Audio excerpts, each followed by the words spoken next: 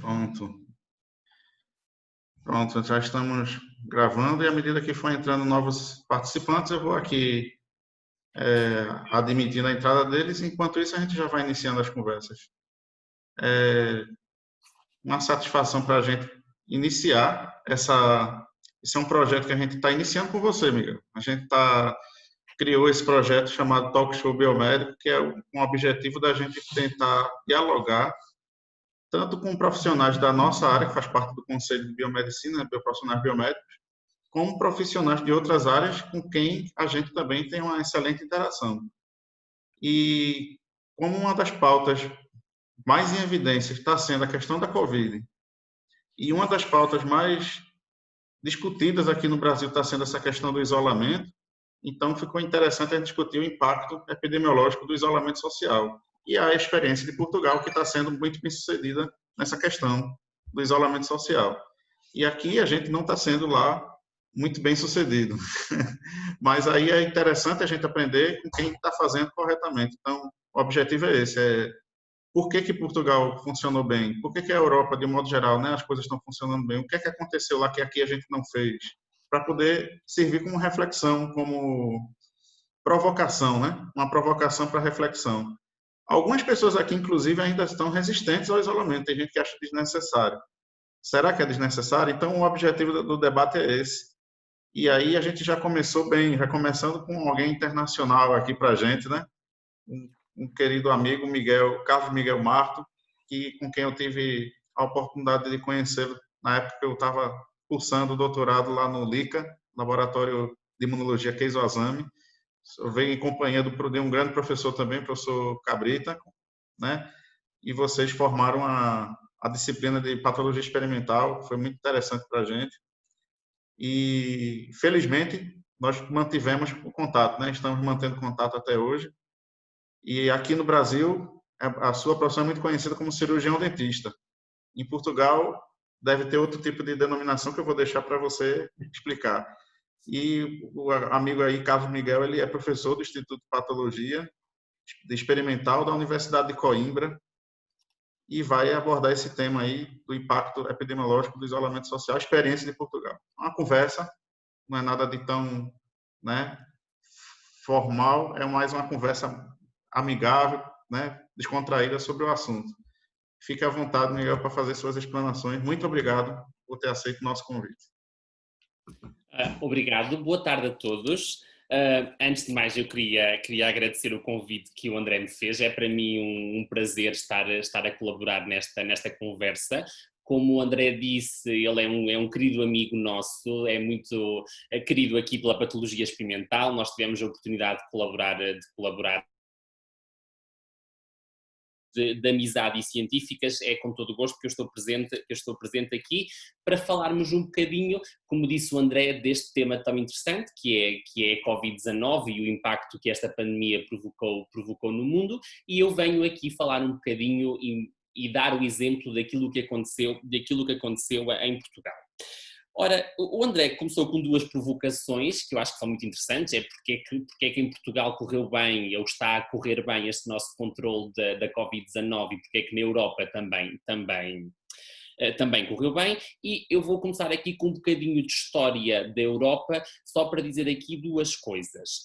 Primeiro, para quem já sabe, eu vou relembrar, na Europa o início da pandemia foi em Itália, foi na região do norte de Itália, e foi a partir daí que depois se disseminou pela Europa, e os primeiros casos, embora remontem oficialmente ao final de janeiro, início de fevereiro de 2020, estou a falar da Europa especificamente de Itália. A verdade é que agora já há alguma evidência de que eventualmente poderia até ser um bocadinho mais cedo.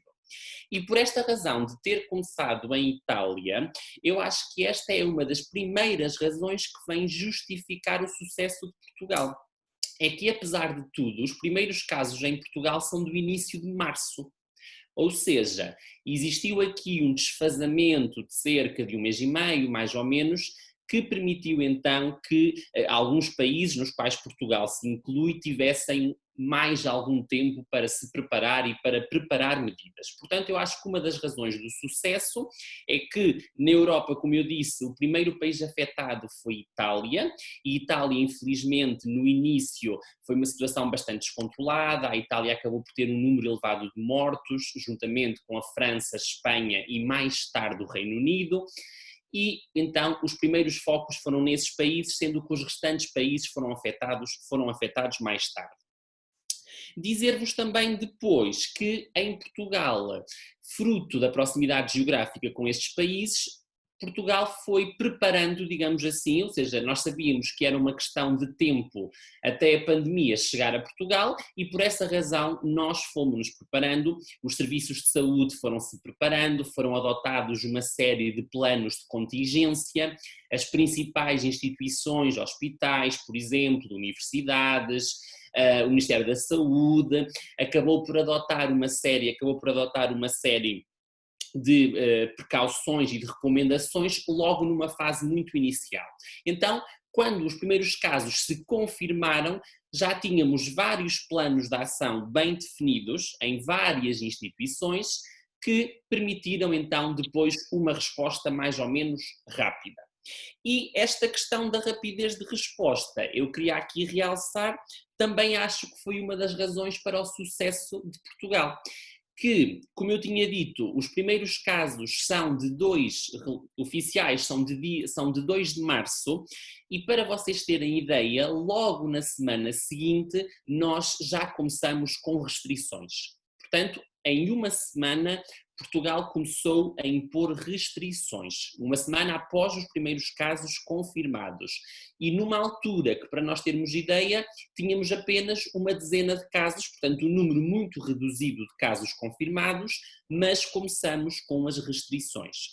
Para vos dar um exemplo, por exemplo, a nível do ensino médico, o que aconteceu foi que as aulas práticas de contacto com os doentes foram suspensas logo uma semana depois, e por isso, ainda antes do governo ter decretado o encerramento de vários serviços, ainda antes do governo ter decretado a suspensão de vários serviços, várias instituições, como por exemplo as universidades, já tinham adotado planos de contingência que incluíam reduzir a atividade presencial. Por isso, numa semana. Depois, um marco muito importante é o 18 de março, ou seja, cerca de 2 semanas depois dos primeiros casos confirmados, foi declarado o estado de emergência em Portugal. Pronto. E aqui o estado de emergência vem efetivamente representar a principal, a nível legal, a principal mudança, porque a partir daí passou a ser possível impor legalmente uma série de restrições. E a partir daí, deste 18 de março do estado de emergência, o que acontece é que foram decretadas uma série de recomendações e imposições. Por exemplo, em todas as situações em que foi possível, houve a transição para o teletrabalho, para todas as empresas, quer públicas, quer privadas, onde isso foi possível, houve a transição para o teletrabalho, as pessoas ficaram então em casa a trabalhar. Houve o encerramento de vários serviços, públicos, houve o encerramento de lojas, houve o encerramento depois de ginásios, por exemplo, centros comerciais, cinemas, portanto, todas essas atividades, todos esses espaços foram encerrados. E a partir daí, o que acontece é que o estado de emergência foi avaliado a cada 15 dias, e nós ficamos do dia 18 de março até ao dia 2 de maio, portanto cerca de um mês e meio, ficamos neste estado de emergência, e isso permitiu então, corresponde ao período de maior isolamento social. Foi o período em que praticamente a grande maioria da população permaneceu em casa, quer por imposição legal em algumas situações e noutras por decisões das entidades patronais e aconselhamento das entidades públicas. Dizer aqui que houve também da parte do governo e da comunicação a importância do isolamento social, das pessoas ficarem em casa, de apenas saírem para as atividades essenciais, fazer compras alimentares, por exemplo, portanto, restringir ao máximo. Tentou-se passar esta ideia que o isolamento era fundamental e tentou-se passar a ideia de que este isolamento era uma responsabilidade de todos, inclusive, por exemplo, das camadas mais jovens, saudáveis, cujo objetivo era proteger toda a população, especialmente aqueles que são mais vulneráveis. Eu tomei a liberdade, vou compartilhar com vocês. André, consegue já ativar o compartilhamento de tela para mim, por favor? Sim, consigo. Deixa eu dar uma olhadinha aqui. Obrigado. Veja se apareceu para você aí a permissão. Sim, okay. Apareceu. Ótimo. Sim. Eu vou compartilhar com vocês um gráfico que já é amplamente vosso conhecido. Portanto, passou-se muito esta ideia de que o nosso Sistema Nacional de Saúde, em Portugal nós chamamos de Sistema Nacional de Saúde e noutros países também, tem uma capacidade limitada e então passou-se muito esta ideia de achatar a curva, diminuir o número de casos e espaçá-los no tempo, e isto foi efetivamente conseguido. E eu agora vou partilhar com vocês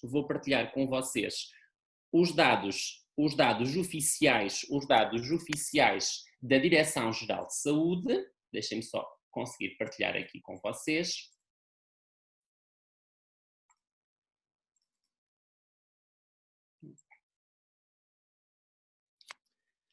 E se vocês conseguem ver aqui o gráfico da evolução dos casos, e a amarelo temos os casos suspeitos e a azul temos os casos confirmados. E então, se vocês repararem, a curva dos casos confirmados é realmente uma curva muito achatada, que era exatamente aquilo que se pretendia. Portanto, o que é que isto nos mostra? Mostra-nos que, efetivamente, as medidas que foram tomadas foram medidas que vieram reduzir o número de casos. Em Portugal, nós tivemos uma fase de crescimento até cerca da primeira semana de maio, eventualmente, depois os casos tenderam a diminuir, mas reparem como é uma curva bastante achatada, ao contrário daquilo que aconteceu noutros países, e eu volto a realçar que a azul são os casos confirmados. Portanto, a laranja são os casos suspeitos, mas o que interessa aqui são os casos confirmados, e isso permitiu-nos o quê? Permitiu-nos que, efetivamente, o nosso Sistema Nacional de Saúde não ficasse à beira do colapso. E eu aqui apenas dar-vos o exemplo, houve 3 países em que infelizmente, 3 e mais tarde um quarto país em que infelizmente isso aconteceu. O primeiro foi Itália, e infelizmente a comunicação social relatou vários casos, por exemplo, de situações em que não havia vagas nos cuidados intensivos, situações em que os médicos tiveram que escolher entre os doentes que teriam vaga nos cuidados intensivos. Portanto, a situação ficou sobretudo descontrolada. Itália, Espanha, França e mais tarde o Reino Unido, que neste momento é o país da Europa que tem maior número de mortes. Unido, portanto foram assim os principais países, obviamente em números totais. Depois países mais pequenos como a Bélgica, por exemplo, também têm um número elevado de casos. E por isso eu penso que efetivamente estas foram as principais razões que levaram ao sucesso. Foi o facto do desfazamento cronológico entre os primeiros casos na Europa e a chegada a Portugal nos terem dado algum tempo para nos prepararmos.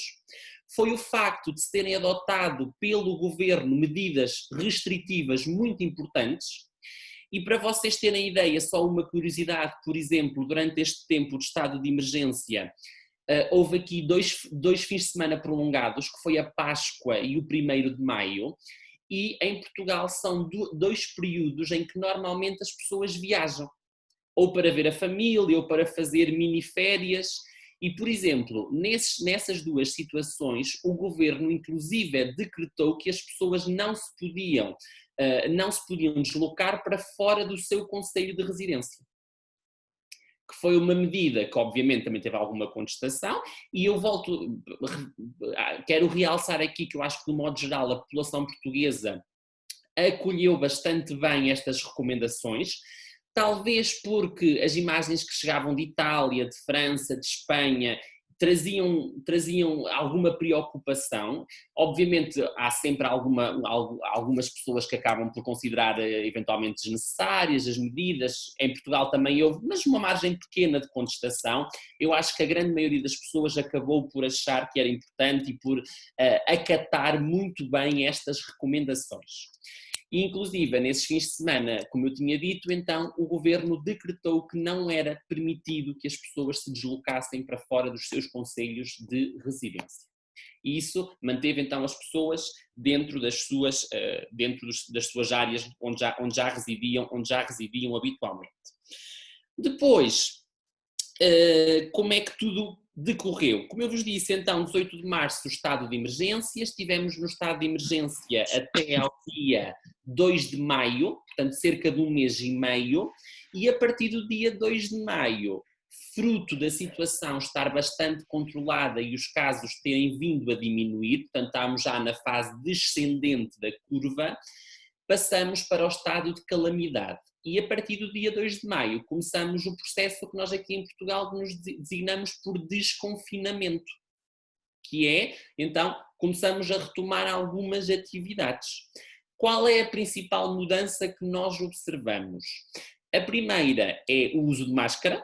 O uso de máscara passou a ser obrigatório, portanto, já durante a fase do estado de emergência era sempre que nós saíamos à rua, mas passou a ser obrigatório o uso de máscara social em todas as situações em que estamos dentro de recintos, lojas, por exemplo, centros comerciais, etc., passou a ser obrigatória.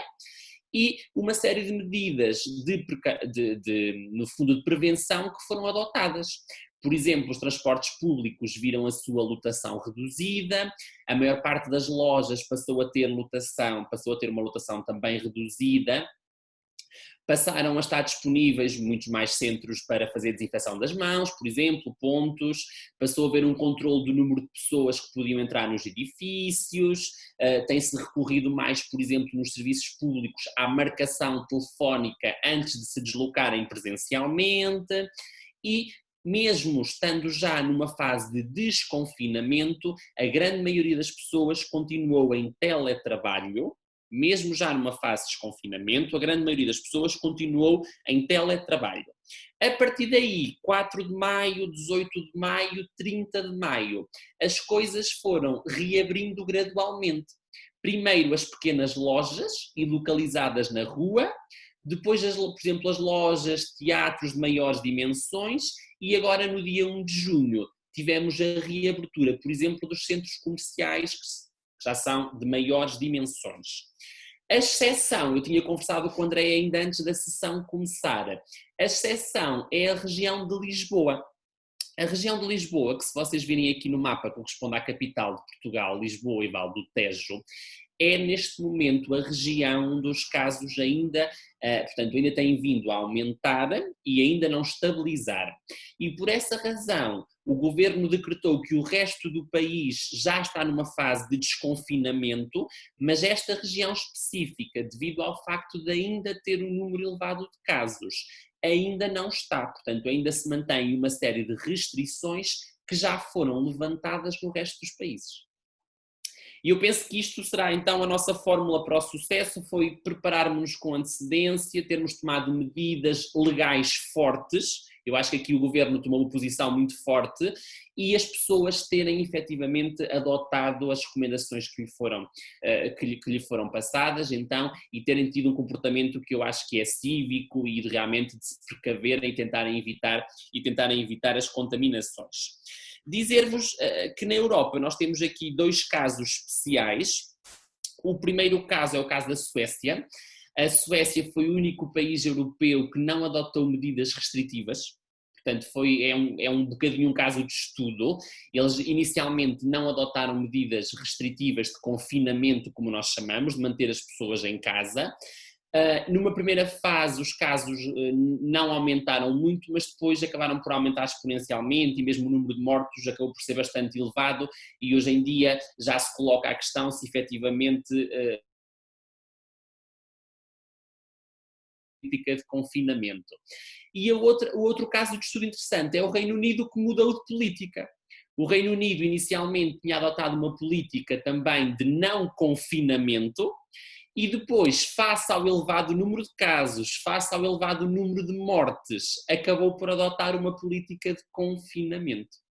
E então, neste momento, toda a Europa, praticamente, todos os países adotaram políticas de confinamento, algumas um bocadinho mais restritivas, como é óbvio, especialmente os países onde o número de casos cresceu muito, outros países um bocadinho menos restritivas, mas a experiência europeia é uma experiência de confinamento, que eu acho que foi importante, e no caso de Portugal especificamente, para nós termos um número reduzido de óbitos e, portanto, uma situação controlada. Sim. Relativamente à questão do Brasil, como eu tinha dito também anteriormente, nós em Portugal temos acompanhado a nossa comunicação social por uma questão de proximidade linguística e afinidade histórica.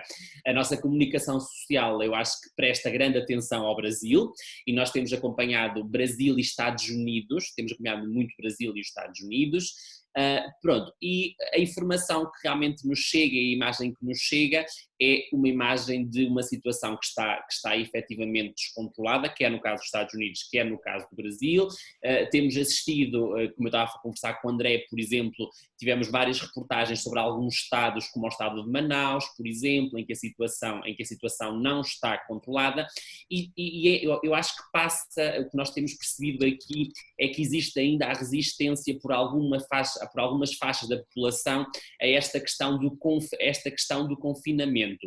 E como eu estava a dizer, em Portugal também existiu, é certo, mas foi residual, e parece-me realmente que no Brasil esta resistência ao confinamento tem sido mais intensa, e isso depois leva-nos à questão, obviamente, como nós temos visto, do número de casos que tem crescido imenso, o número de mortes também, e questões como nós temos visto de casos dramáticos a nível social, de mortes e situações que nos têm chegado. Portanto, pela nossa experiência, o confinamento é efetivamente importante, isto é o tema da nossa conversa, é efetivamente a questão aqui do confinamento, parece-nos que é efetivamente importante. Os números têm mostrado que nas situações em que ele foi adotado, efetivamente conseguiu-se reduzir o número de casos, aliado sempre a uma educação da população, a uma chamada de atenção para as situações que são importantes prevenir. E os países que efetivamente têm adotado políticas não tão restritivas são situações que nós temos visto em que a situação da Covid-19 não fica então tão controlada. Para terminar então esta minha exposição, dizer-vos que eu estou a falar-vos de Coimbra. Coimbra é a região centro de Portugal, portanto corresponde a esta região aqui. Nós já estamos na fase de desconfinamento, neste momento já vemos pequenos grupos na rua, já vemos, por exemplo, nas lojas as pessoas, portanto eu acho que as pessoas têm efetivamente agora já com um bocadinho mais de segurança optado por fazer compras, ir a restaurantes. Estamos nessa fase já em que estamos a retomar alguma normalidade, mas dizer-vos que mesmo nós aqui continuamos com uma série de restrições. Por exemplo, esta altura seria a altura das festas populares em Portugal, junho e julho, por exemplo, é a altura dos arraiais, das festas. Esses arraiais e essas festas foram cancelados, por exemplo, não vão ocorrer.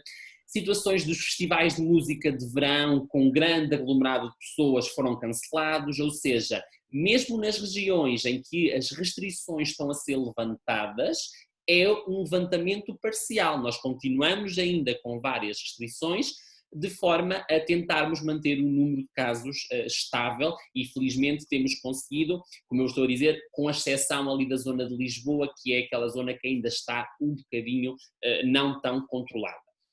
E esta é então a experiência de Portugal. Espero ter respondido aqui às questões que foram colocadas. E agora vamos já conversar um bocadinho mais. Se alguém tiver alguma dúvida, alguma questão, poderemos conversar sobre mais alguma coisa que seja do vosso interesse e que queiram saber. Perfeitamente, Miguel. Foi brilhante aí sua exposição.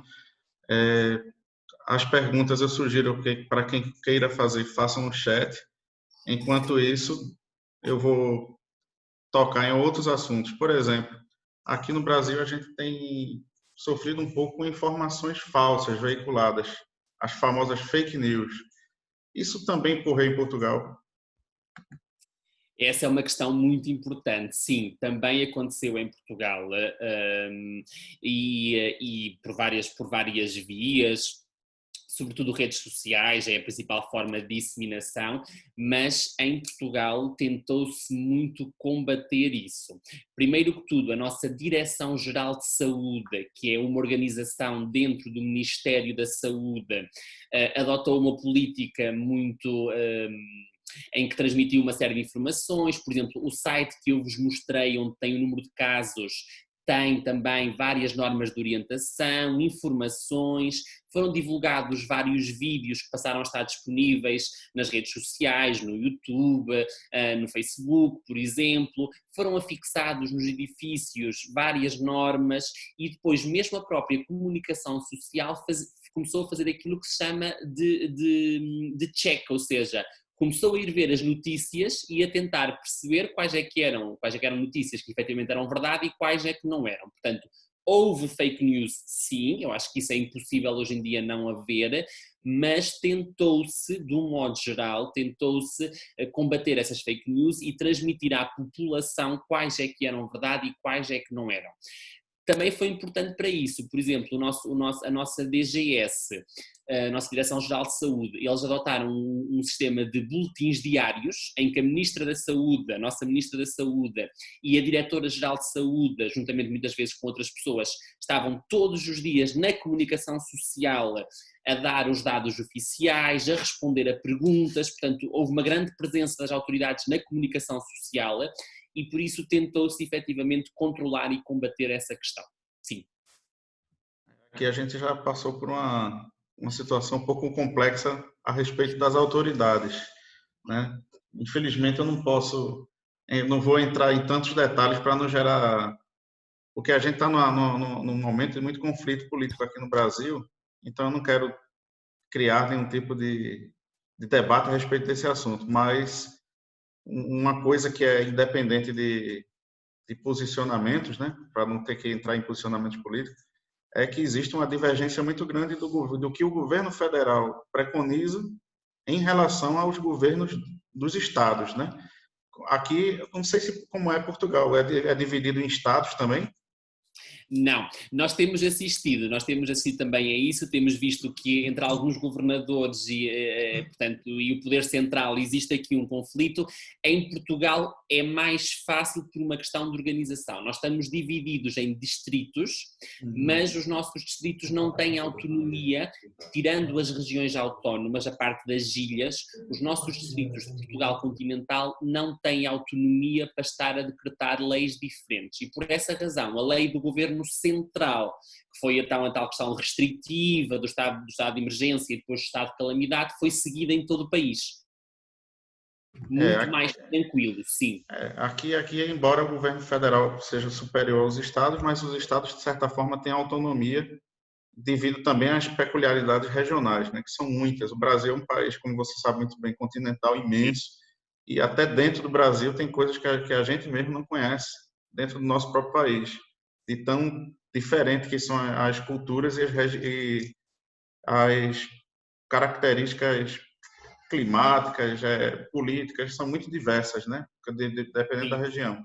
E aí, mas de certa forma houve uma certa união, vamos dizer assim, entre os governadores e entre os governadores e as prefeituras das principais cidades para o combate a essa pandemia, muito alinhado a mais ou menos esse tipo de determinação que você comentou que ocorreu em Portugal.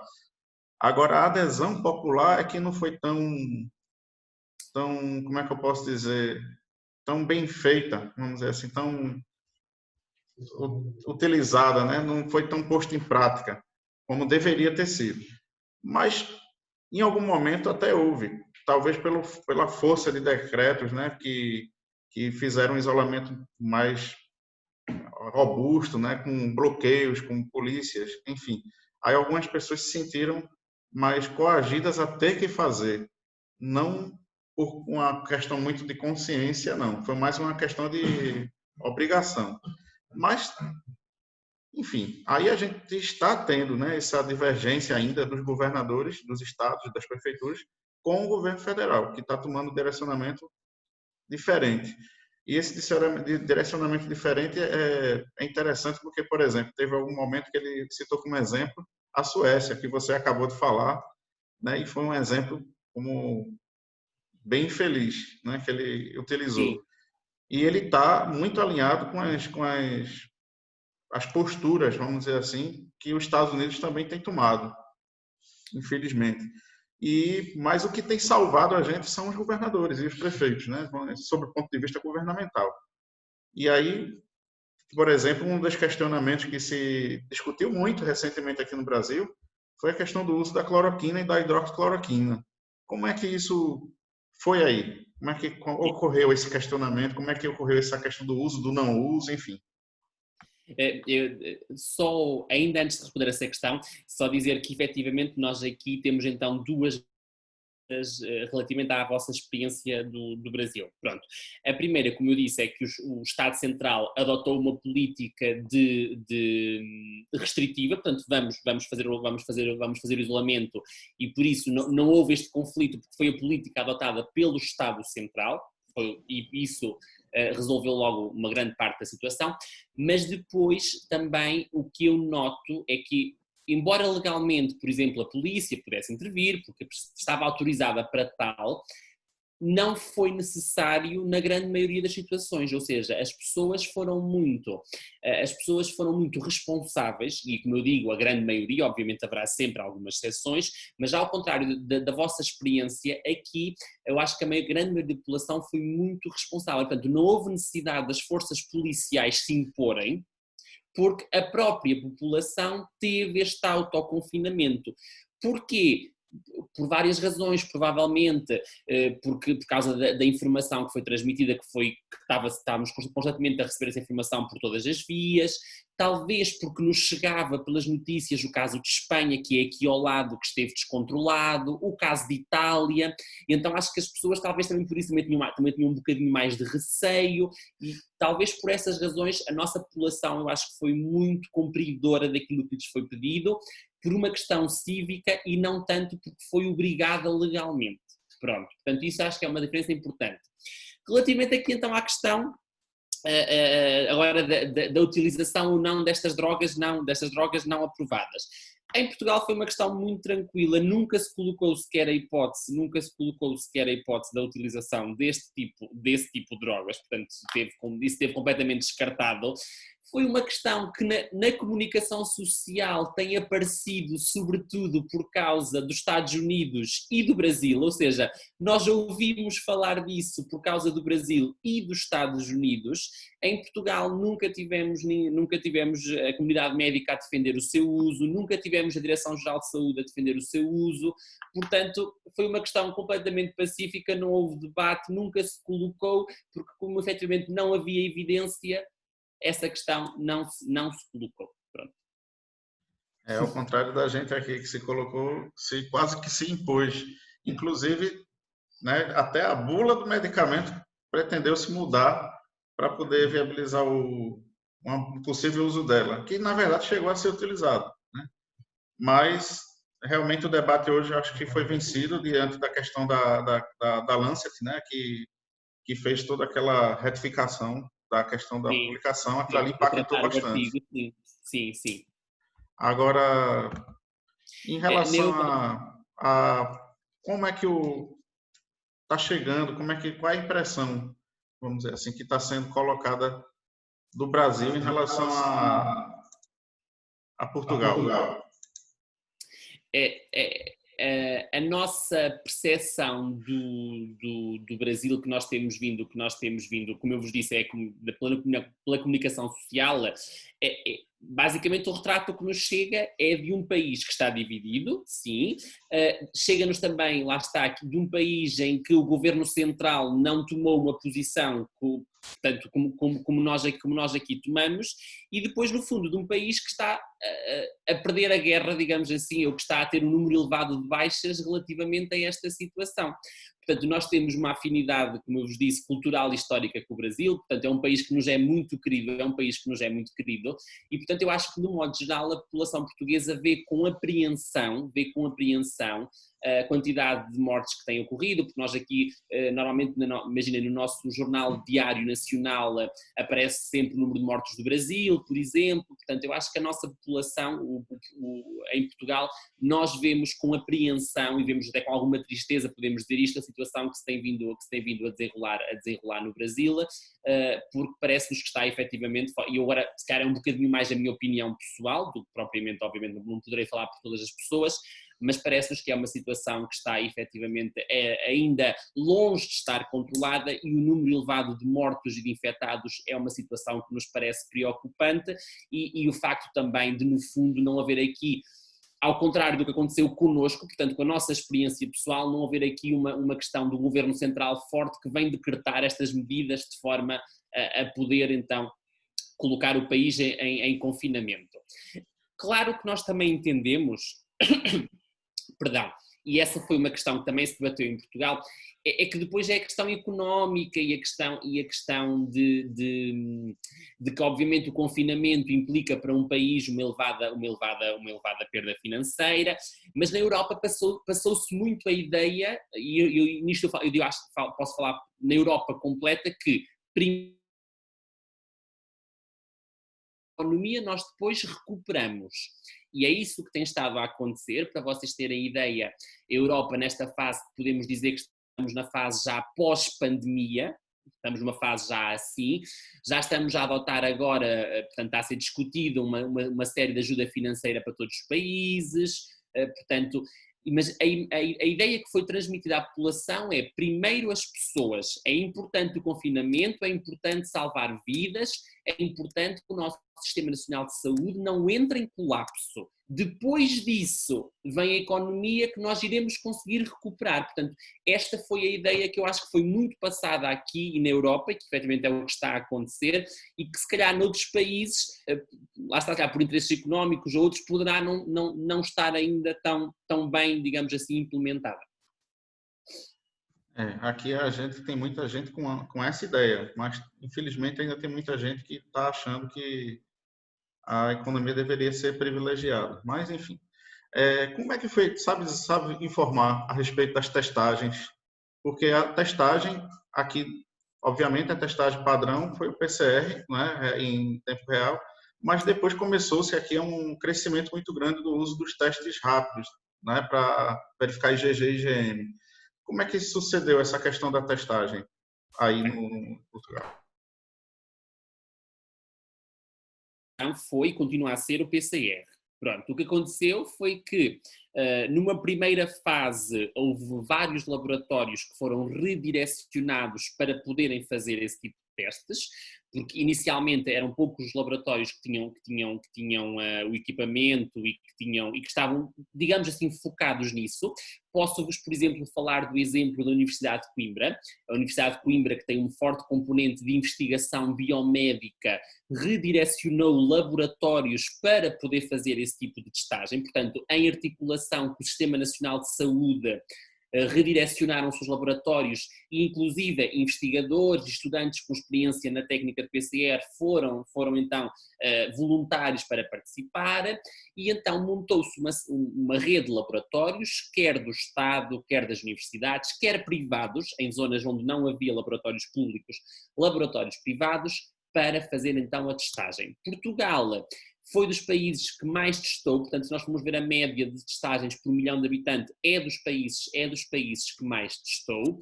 Inclusive foram criados vários centros de testagem, por exemplo, rápidos. Nós aqui em Coimbra montamos um em que a pessoa dirige de carro, chega lá, faz a recolha, não precisa sair do carro, faz a recolha e depois recebe os resultados no telemóvel, por exemplo. Ou seja, foi montado um esquema muito grande.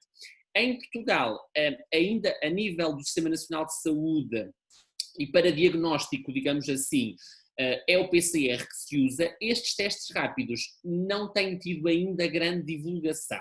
Algumas grandes empresas com milhares de funcionários acabaram por adotar especialmente agora quando se retomou o trabalho, acabaram por adotar esse tipo de testes, porque são rápidos e permitem fazer então a um grande número de pessoas, mas depois o que acontece é que todos os casos que são positivos ou suspeitos têm que ser confirmados por PCR. Portanto, esse tipo de testes não têm sido muito utilizados. Há alguns casos, como eu disse, especificamente grandes empresas, para testarem em massa os funcionários, acabaram por adotar, mas o teste que mais tem sido feito é o PCR, que é o standard, e que tem sido utilizado para fazer o diagnóstico aqui em Portugal. Inclusive, só para uma questão, nós passamos por um período, por exemplo, em que o doente tinha que ser testado e depois, para ser considerado recuperado, tinha que ser testado 2 vezes por PCR, tinha que dar negativo nas 2 vezes. Portanto, passamos efetivamente por uma fase em que o número de testes, quer aos suspeitos, quer aos doentes, quer aos recuperados, foi efetivamente muito grande, sim. Verifiquei aqui no chat, foi feita uma pergunta, não sei se você tem acesso ao... Acho que tem, né? Vou ver, sim.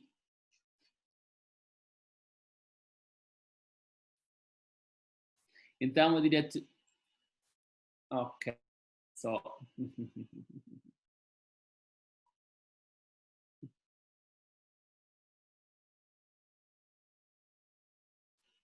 é uma questão por causa do uso da hidroxicloroquina. Pois, esta questão aqui da hidroxicloroquina, como eu vos tinha dito, em Portugal nunca foi uma questão importante, digamos assim, relevante, porque nunca foi recomendado a utilização por parte dos serviços de saúde desta droga.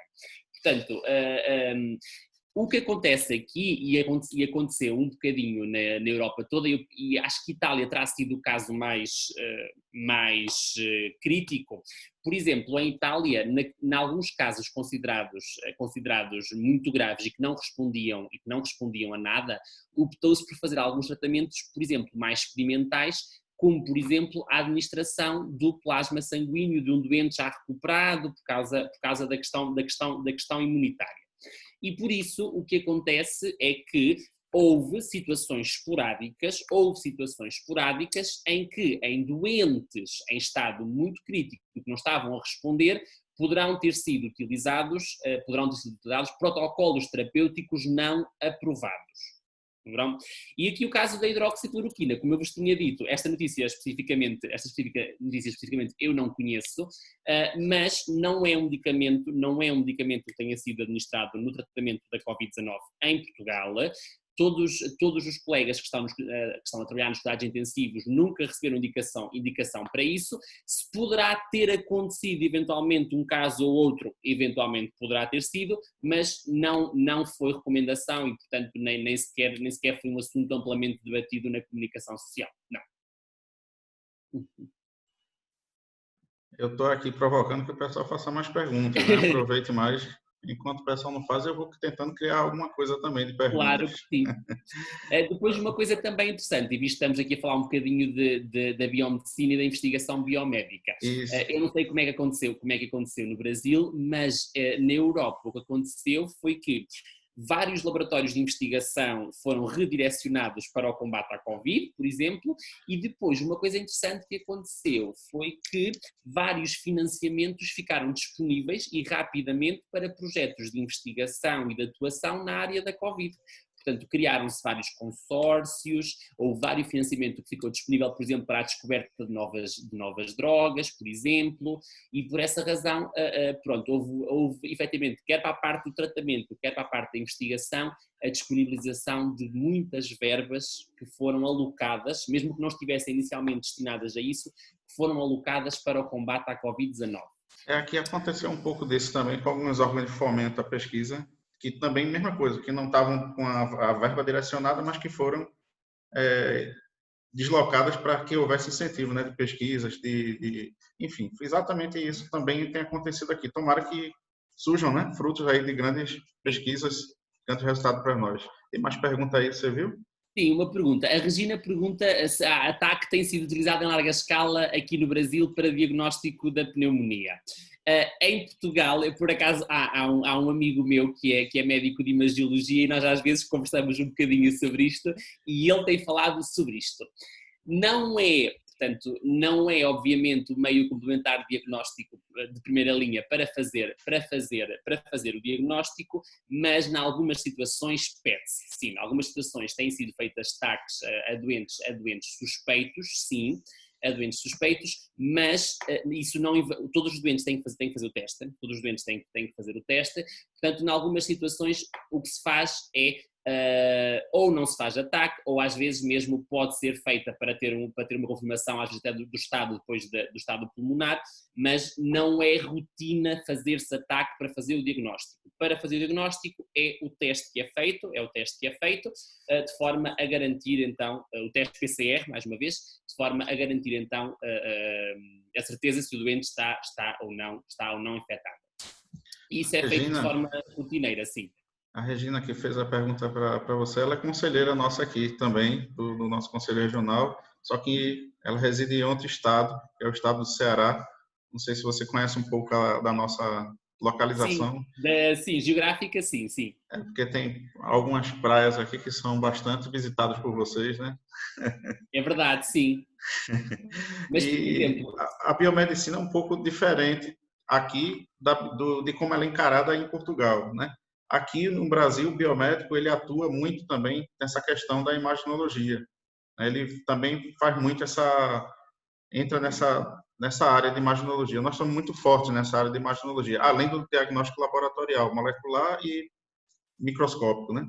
Hoje também tem outras áreas aí que a biomedicina tem crescido muito aqui no Brasil, que é a parte de estética, né? Tem a parte de circulação extracorpórea.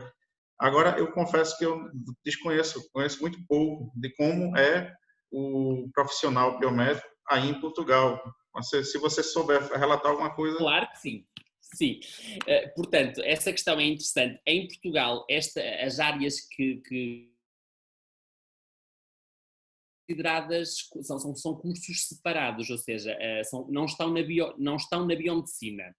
Nós temos o curso de Ciências Biomédicas, nós temos um curso, uma licenciatura em Ciências Biomédicas, e essa licenciatura depois é uma licenciatura que está muito vocacionada para a parte da investigação, para as pessoas depois fazerem investigação biomédica. Essas diferentes áreas, por exemplo, da circulação extracorporal, nós temos cá um curso de cardiopneumologia, a parte da imagem nós temos um curso de técnicos de imagem, portanto, ou seja, são formações diferentes. Claro que a nível depois portanto, existem várias áreas comuns que são ensinadas em comum, mas a nível legal, estas diferentes áreas, cada uma delas depois pode atuar na sua área. Alguém licenciado, por exemplo, em ciências biomédicas não pode fazer imagem, por exemplo. Tem que ser um licenciado, um técnico de imagem para fazer imagem. Ou seja, nós cá em Portugal temos essas áreas divididas, correspondem a cursos diferentes e legalmente depois terão então atribuições diferentes, sim. Eu acredito que um biomédico aqui que porventura, né, venha a atuar em Portugal, se ele for na área pelo que você está falando, na área de diagnóstico laboratorial, ele não vai ter dificuldade de fazer revalidação de diploma. Mas se ele for um biomédico que atue na área de imaginologia, por exemplo, vai ter que fazer talvez pelo menos se inscrever num curso aí, certamente, para poder fazer pelo menos as disciplinas que ele não sei. Ele aí acho que é peculiaridade de cada instituição, né? Como vai encarar Exatamente, isso. é exatamente isso, André. Portanto,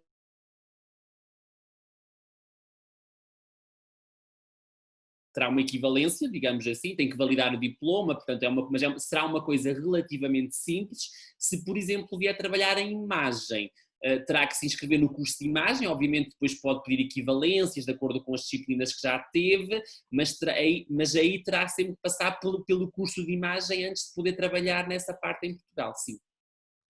Inclusive, recentemente eu tive alguns colegas que vieram perguntar se eu conhecia algum biomédico. Por acaso eu conheço já um ou dois que já foram, né, se transferiram para aí, mas é interessante essas diferenças, né, de curriculares, mas sempre existe uma forma de fazer uma equivalência. Tem mais perguntas? Após a retomada do comércio, como foi o controle para evitar o número de casos? Pergunta ao Fábio. Ora, então, o comércio em Portugal, ele primeiro que tudo reabriu gradualmente.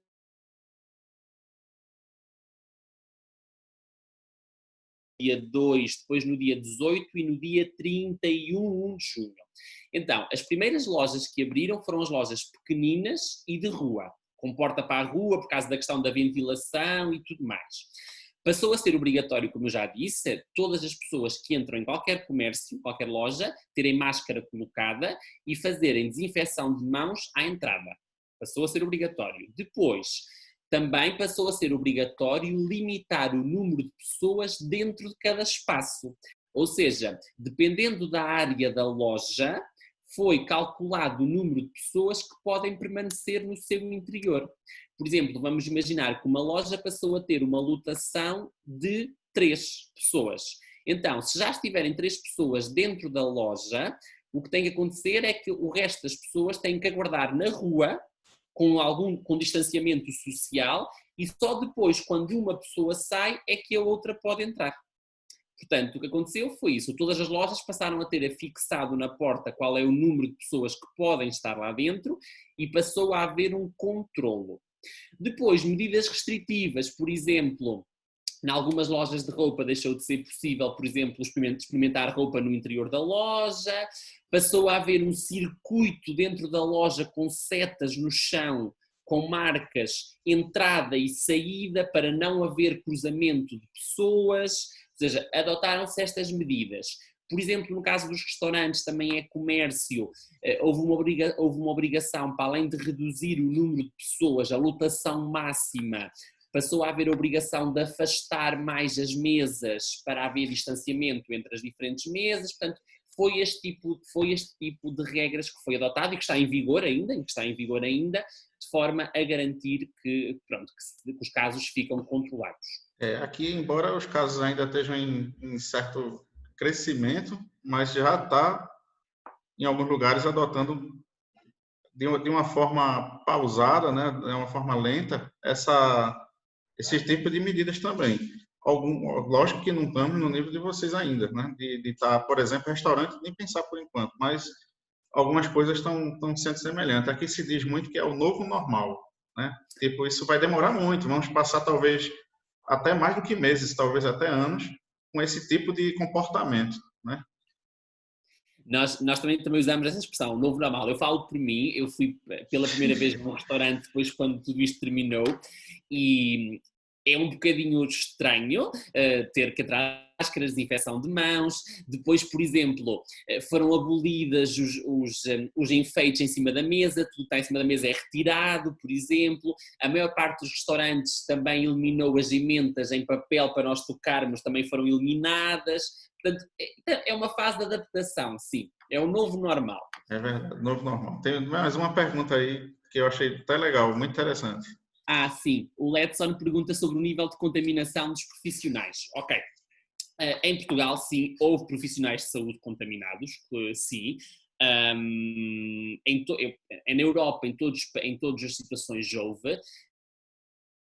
Mais uma vez, eu penso que foi o caso italiano. Em Itália, o número de profissionais infectados foi muito grande, houve inclusive casos de falecimentos.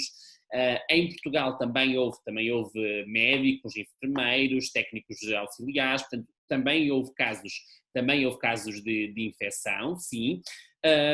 O que aconteceu em Portugal é que os próprios profissionais, por uma questão até de precaução, também adotaram uma política de se distanciar um bocadinho da família e durante a fase mais crítica, durante aquela fase de março, abril, durante a fase mais crítica, muitos deles acabaram por morar isolados da família. Houve até da parte da sociedade civil, muitas casas foram disponibilizadas, hotéis disponibilizaram, por exemplo, para os profissionais de saúde, de forma a que, como estavam mais expostos e havia um risco alto de contaminação, de forma a não contaminar depois as famílias em casa e tudo mais. Pronto.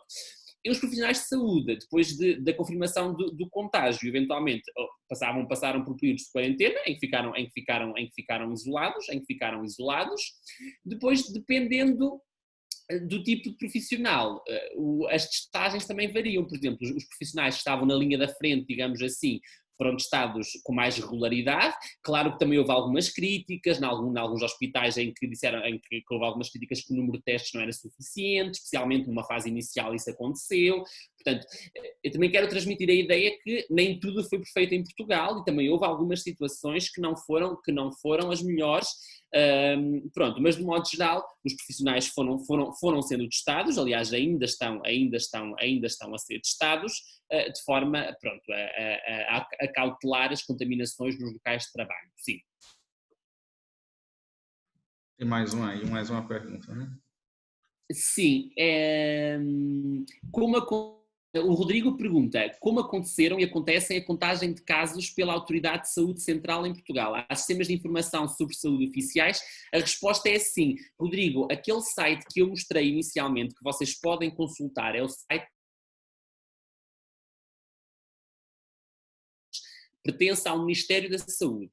Então, a Direção-Geral de Saúde disponibiliza nesse site a contagem de todos os casos, suspeitos, confirmados, por concelhos, por distritos, portanto, tem toda essa informação disponível. São os dados que são oficiais e, para além de estarem disponíveis no site, todos os dias há uma palestra em que esses dados são reportados à comunicação social. Portanto, tenta-se que seja o mais transparente possível, sim. O Fábio pergunta depois a situação dos imigrantes.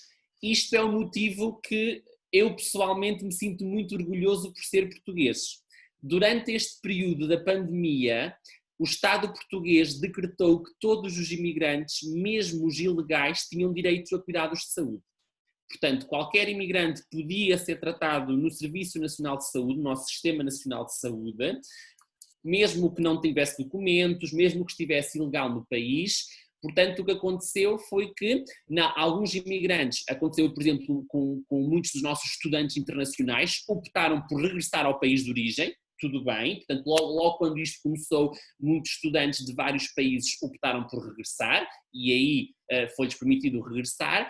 Os imigrantes que permaneceram, quer os legais, quer os ilegais, tiveram portanto, as mesmas regalias que um cidadão nacional no acesso aos cuidados de saúde. Depois, Rodrigo pergunta também se as informações são publicadas, são de fácil entendimento pela população em geral.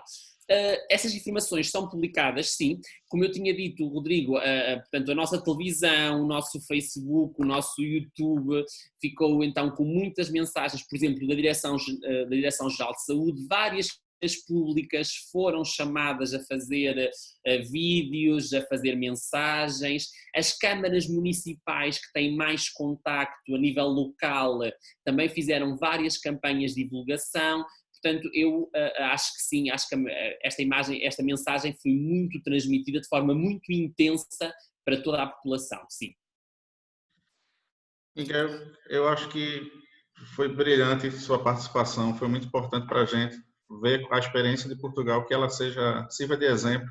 Como você disse, não foi perfeito porque é uma coisa nova para todo mundo, então acho que ninguém conseguiu ser perfeito, porque ninguém esperava, né? Foi uma coisa que pegou todo o planeta de surpresa, mas com certeza Portugal foi um dos exemplos e que sirva de exemplo para os demais países, principalmente para o nosso aqui que está passando, né, por uma dificuldade muito grande sob o ponto de vista sanitário e político. E quero agradecer a você, quero agradecer a todos que participaram com perguntas, foram perguntas muito boas, pertinentes, né? Quero dizer que depois a gente vai conversar com o nosso pessoal da comunicação para ver como é que eles fazem para editar, ficar uma coisa mais, né, publicável, o vídeo em outras plataformas aí como YouTube. E só agradecer. Muito obrigado, doutor Miguel. Se quiser fazer alguma consideração final, fique à vontade. Sim, queria só mais uma vez agradecer o convite e agradecer a todos e dizer que estou disponível se algum de vocês tiver alguma dúvida, através de e-mail, Facebook, o que vocês quiserem. Portanto, muito obrigado, muita força para o Brasil, espero que vocês ultrapassem esta situação rapidamente e pronto, e Portugal está aqui também sempre com muito carinho por vocês. Tenho certeza. Portugal é um país que é tem uma relação muito íntima com o Brasil, não só pelas questões históricas, mas também pelas questões culturais. Eu vou até fazer uma pergunta, outra curiosidade, que eu vi você falar de arraial. O que é arraial aí em Portugal? Como é que é isso? É porque aqui nós temos a festa junina, é a mesma coisa? Não é a mesma coisa. Portanto, o nosso arraial popular, digamos assim, é parecido com a vossa festa joanina, tem música, tem comida, mas são coisas mais típicas portuguesas, portanto não é tanto como a vossa festa joanina. A ideia é a mesma, festejar, comemorar, mas com algumas particularidades portuguesas, sim. Que interessante. Aqui foram suspensas, algumas foram adiadas. Eu não sei nem como é que vai funcionar isso, porque fazer a mesma festa em outro período, né, por exemplo, em outubro, né, não é a mesma coisa, pelo menos para nós que Aqui temos uma foram, ligação, né, mais regional com a coisa. Mas algumas foram suspensas em as definitivo, só, nossas, as nossas foram né, canceladas, sim. Portanto, este ano canceladas, né? não há festas, não há marchas populares, que também era típico desta altura, não vai haver, não. Mas quando voltar tudo, a gente vai fazer uma festa em dobro. Valeu, Miguel, muito obrigado. Obrigado. Valeu mesmo. Boa noite, obrigado. Boa noite.